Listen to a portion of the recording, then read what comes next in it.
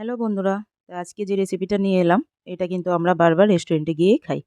তাই এটা কিন্তু খুব সহজে বাড়িতেও বানানো সম্ভব। আমি আজকে বাড়িতে খুব সহজ উপায়ে বানিয়ে দেখাচ্ছি তোমাদের। এর জন্য আমি নিয়ে নিলাম এখানে ৩০০ গ্রাম চিকেন। তার মধ্যে আমি দিয়ে দিয়েছি ২ চামচ টক দই। আর এখানে আমি দিয়ে দিচ্ছি চিকেন মশলা। আমি কিন্তু এখানে এভারেস্টের চিকেন মশলাটা ইউজ করেছি।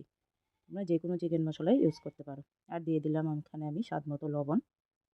তারপর আমি এর মধ্যে দিয়ে দেব আদা, রসুন আর লঙ্কা বাটা।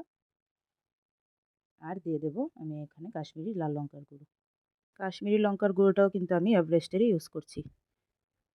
আমার কিন্তু কোনো মশলার প্যাকেটেরই উপরের প্যাকেটটা থাকে না। কারণ যখনই আমি বাজার থেকে নিয়ে আসি আমার ছেলে কিন্তু উপরের প্যাকেটগুলো ছিঁড়ে ফেলে দেয়। এটা মশলার প্যাকেট হোক বা সাবান হোক বা কোলগেট হোক যাই হোক, উপরের প্যাকেটটা থাকবে না। খুব কমই থাকে। তো যাক, এইবার আমি দিয়ে দিলাম সামান্য একটু তেল। দিয়ে এবার এটাকে ভালো করে মেখে ম্যারিনেট করে আমি ফ্রিজে রেখে দেবো ১ ঘন্টার জন্য। এবার আমি মশলাটা রেডি করে নেব। তার জন্য আমি এখানে কড়াই গরম করে দিয়ে দিলাম ২ চামচ বাটার। এবার আমি বাটারটাকে গলিয়ে আমি টুকরো করে রাখা পেঁয়াজ দিয়ে দেব। পেঁয়াজটাকে এবার আমি সামান্য একটু ভেজে নেব। পেঁয়াজটা সামান্য একটু ভাজা হয়ে গেলে তার মধ্যে আমি দিয়ে দেব কাঁচা লঙ্কা। আর দিয়ে দেব আদা ও রসুন। এবারে এগুলিকেও একটু আমি ভেজে নেব। তারপর আমি এর মধ্যে দিয়ে দেব টমেটো কুচি আর শুকনো লঙ্কা আর কাজু। শুকনো লঙ্কাটাকে কিন্তু আমি ০.৫ ঘন্টা গরম জলে ভিজিয়ে রেখেছিলাম একটু নরম হয়ে যাওয়ার জন্য। এবার এই সবগুলিকে আমি আবারও একটু ভেজে নেব। এগুলো একটু ভাজা হয়ে গেলে আমি এর মধ্যে জল দিয়ে দেব। এইবারে এই সবগুলোকে একটু সেদ্ধ করে নিতে হবে জল দিয়ে।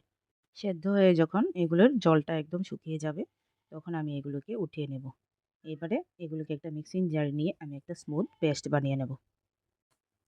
এই পেস্টটা দিয়ে যে গ্রেভিটা হয় এটা কিন্তু তোমরা পনির, চিকেন যেকোনো কিছুর মধ্যে ইউজ করতে পারবে। খুব দারুণ হয় খেতে এটা। এবারে আমি যে চিকেনগুলো ম্যারিনেট করে রেখেছিলাম এগুলিকে একদম লাল লাল করে ভেজে নেব। এগুলো কিন্তু একটু পোড়া পোড়া করে ভাজতে হবে। চিকেন টিক্কা যেরকম হয় ওই রকম।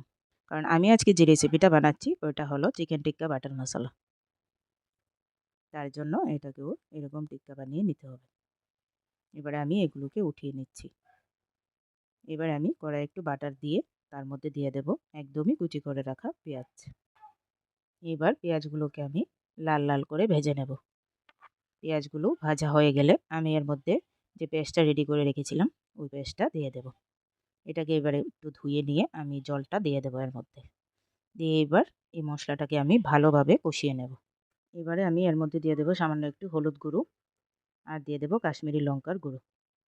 কাশ্মীরি লঙ্কার গুঁড়ো হালকা করে দিতে হবে যাতে কালারটা সামান্য একটু লাল লাল হয়। এবার এটাকে কষানো হয়ে গেলে আমি এর মধ্যে জল দিয়ে দেব। জলটা দিয়ে সামান্য একটু ফুটে আসলেই আমি এর মধ্যে ভেজে রাখা চিকেনগুলি দিয়ে দেব। এবার এগুলিকে ভালোভাবে মিশিয়ে নেব। এই চিকেন টিক্কা বাটার মশলাটা কিন্তু বিরিয়ানি, ফ্রাইড রাইস, ভাত, রুটি, পরোটা সব কিছুর সাথেই খেতে পারবো।